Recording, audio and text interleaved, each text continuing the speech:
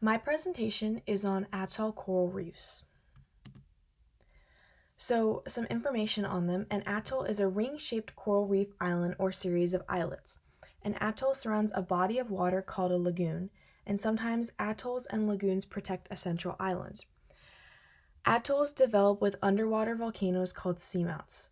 First, the volcano erupts, piling up lava on the seafloor.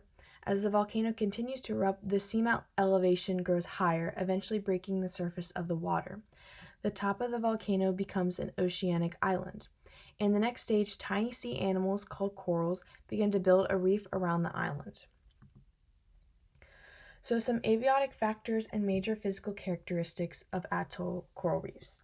So, an abiotic factor is a non living physical or chemical component of the environment. These are some abiotic factors of atoll coral reefs. So, light. All corals need a good amount of sunlight to survive. Too much light can cause the coral to bleach and can cause many side effects to them. Depth. They live in depths less than 230 feet and are found at around 98 feet down. Water temperature. Corals thrive in warm waters like in the tropics. Many atoll coral reefs are in the southwestern Pacific Ocean near Hawaii. And salinity. The physical characteristics consist of the quick-moving currents that surround atolls that prevent ships from docking easily. They are often hidden by ocean waves, and they are at natural risk from erosion due to wind and waves. They are at risk from sea level rise. So, some organisms in atoll coral reefs.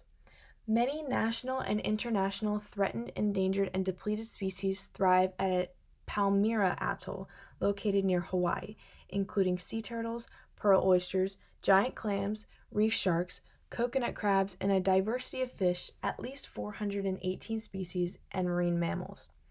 Schools of colorful pennantfish, pyramids, and millet seed butterfly fish live on atoll reefs in the northwestern Hawaiian Islands. So the relationships. A reef shark is a predator. It eats reef fishes like the pennantfish, the pyramids, and the millet seed butterfish, smaller quantities of cephalopods, which is squids and octopus, and crustaceans, which include shrimp and lobster. Sea turtles are both predators and prey because they are eaten by sharks sometimes, but are also prey on many other organisms. All the rest, including the pearl oysters, the giant clams, the coconut crabs, etc., are all prey. So this is a food web I found on the internet. The energy for this food web comes from the sun, which the phytoplankton absorb and consumers eat. The primary producer is phytoplankton and the primary consumer is zooplankton.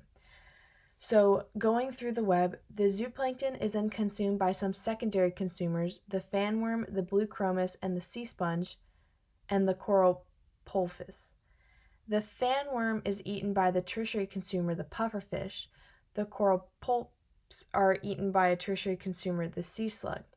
The sea sponge is eaten by the anglefish, and finally the anglefish, the blue chromis, and the butterfly fish are all consumed by the tertiary consumer, the reef shark.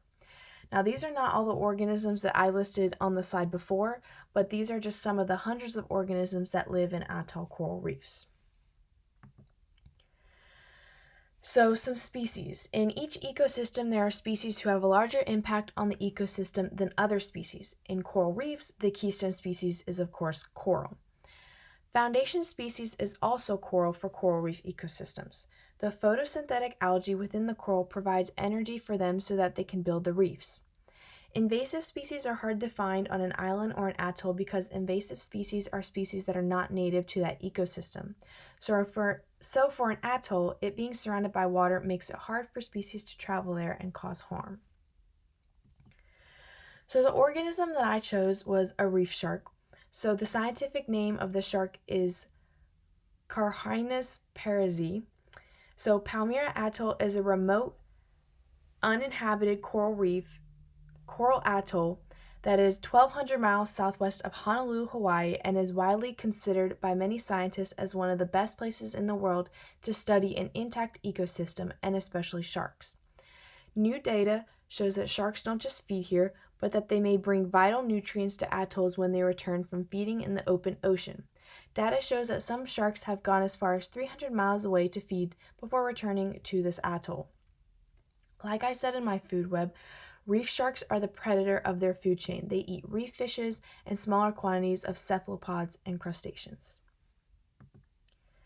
So, for a symbiotic relationships, symbiosis is a relationship where both parties benefit from their association with each other. These relationships are particularly prominent in coral reef ecosystems and are essential to its functionality. One of the most iconic symbiotic relationships involves the charismatic clownfish and its protective sea anemone home. Anemones and the clownfish can be found on reefs all around the Maldives at depths from 3 to 12 meters down and can be viewed by both snorkeling and diving. One of the most famous and abundant locations in the Maldives for seeing this symbiosis in action is at the Lahaviani Atoll. And these are my citations. Thank you for watching.